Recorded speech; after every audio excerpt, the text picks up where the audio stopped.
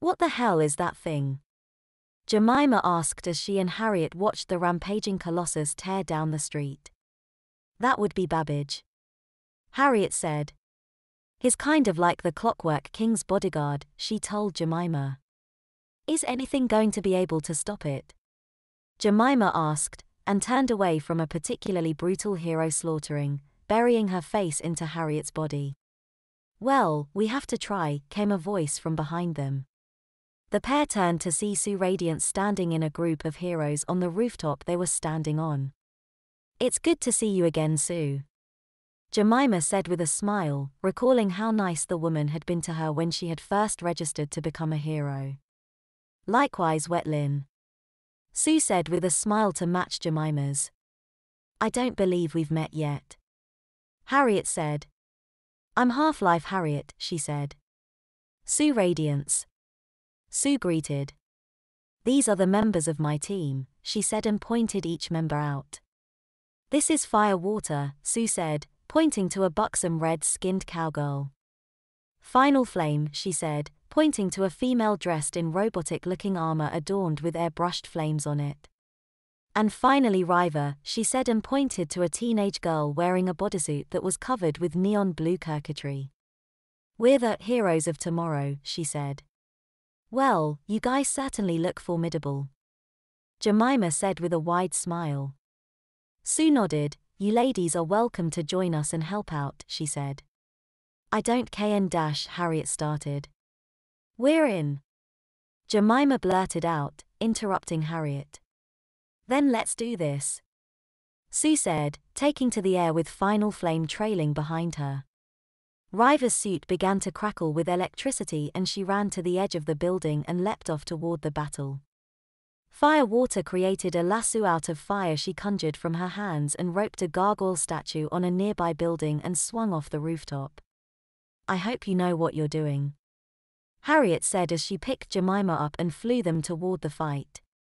Me too, Jemima said quietly to herself as they began to close in on where Babbage was rampaging. Babbage smashed into a building as he took a swing at a hero flying near him like an insect in front of a person. The hero dove under the massive fist and blasted at Babbage with a sheet of ice. The giant stood strong against the attack, and smashed the hero between his hands. Firewater took her opportunity and lassoed Babbage's hands at the wrist with her flaming rope. Riva flew closer and shot at Babbage with a bolt of electricity, sending the Titan staggering backward. Firewater was pulled forward when Babbage went back. She tightened her grip on her fire rope and tugged hard to keep her hold on the behemoth. Babbage recovered quickly, and with a flick of his arms, lifted Firewater into the air, and swung her into the side of a nearby building. No! Riva yelled as she watched the murder of her teammate. Fighting back the tears, Riva summoned a massive electrical blast that lifted Babbage off the ground and sent him crashing into the building behind him. And stay down, Riva spat.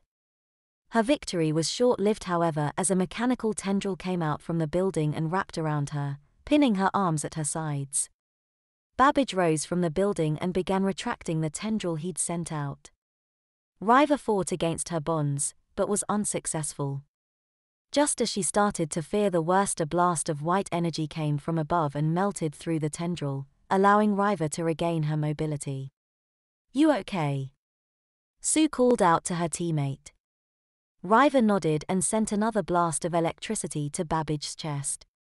The blast was not enough to keep him down. As he rose and hurled a car-sized chunk of concrete at the cybernetic defender, she only had a split second to think of all she'd done to help the city before the projectile smashed into her, killing her instantly. Sue flew upward and away from the carnage. She saw Final Flame laying beaten and bloody on a nearby rooftop, surrounded by a dozen or so clockwork minions that were blasting her lifeless body with bolts of electricity. So much for safety in numbers, Harriet thought as she neared the carnage. Jemima looked up at her. Let me go, she said. Harriet shook her head. Not a chance, she replied, and took them up higher into the air.